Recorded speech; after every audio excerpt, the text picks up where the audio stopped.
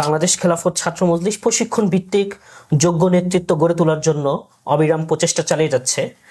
বাংলাদেশ খেলাফত ছাত্র মজলিস এটা যতটা না পলিটিক্যাল অর্গানাইজেশন, রাজনৈতিক সংগঠন, এর থেকেও এটি সোশ্যাল অ্যান্ড এডুকেশনাল, সামাজিক এবং শিক্ষামূলক সংগঠন। আমরা আমাদের সংগঠনের একটা ডেফিনেশন বা পরিচয় দিয়ে থাকি। বাংলাদেশ খেলাফত ছাত্র মজলিস হলো আধুনিক যুগের সাথে সামঞ্জস্যশীল অতি বৃহৎ পরিসরের উন্নত একটি নন ক্যাম্পাস ভিত্তিক শিক্ষা প্রতিষ্ঠান। এখন হয়তো আমাদের প্রশ্ন জাগবে যে আসলে বাংলাদেশ এতগুলো দল, এর মধ্য থেকে আমি কেন বাংলাদেশ খেলাফত ছাত্র মজলিসকে চয়েস করব? তো এক্ষেত্রে আমি বলবো, বাংলাদেশ একটি গণতান্ত্রিক রাষ্ট্র, ডেমোক্রেটিক কান্ট্রি, সুতরাং এখানে বহুদল থাকবে, বহুমত থাকবে, এটা স্বাভাবিক। কিন্তু হয়তো আমাদের কাছে খারাপ লাগার বিষয় হচ্ছে, আমরা যারা ইসলাম নিয়ে রাজনীতি করি, আমরা যারা ইসলামিক আইডিওলজির কথা বলি, তাদের মধ্যে এত বিভেদ কেন?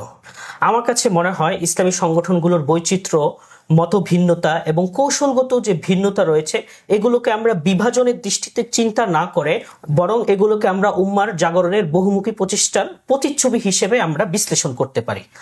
ইমাম ইবনুল কাইয়িম রাহিমাহুল্লাহ ইলামুল মুওয়াক্কিঈন গ্রন্থে বলেছেন, আল ইখতিলাফ ফিল আহকামিল ফারঈয়াতি লাইসা মিম্মা ইউযাম্মু বাল হুয়া মিন নি'মাতিল্লাহি আলা হাযিহিল উম্মাহ। অর্থাৎ এই মতানৈক্যটা যদি আদর্শগত বিষয় বা বিশ্বাসের সাথে সংশ্লিষ্ট না হয়ে কৌশলগত ভিন্নতা হয়, তাহলে এটি অবশ্যই আল্লাহ তাআলার পক্ষ থেকে রহমত। সুতরাং বাংলাদেশে আজকে যতগুলো ইসলামী সংগঠন রয়েছে, তারা সবাই এই ব্যাপারে একমত যে আল্লাহর এই জমিনে আল্লাহর দ্বীন কায়েম করতে হবে, আল্লাহ তাআলার সন্তুষ্টি অর্জন করতে হবে। পার্থক্যটা এখানে যে পথ কি হবে, পদ্ধতি কি হবে, এই ক্ষেত্রে হয়তো ভিন্নতা থাকতে পারে। সুতরাং আমরা বিভক্ত নই, বরং একই বাগানের বিভিন্ন ফুল যা উম্মাহকে সুরভিত করে তুলি, তাদেরকে সুঘ্রাণ দিয়ে থাকি। আর বাংলাদেশ খেলাফত ছাত্র মজলিস এটি গতানুগতিক ছাত্র সংগঠনগুলোর ভিড়ে নতুন আরেকটি সংগঠনের নাম বা নতুন আরেকটি ব্যানার সংযোজন করার জন্য জন্ম নেয়নি।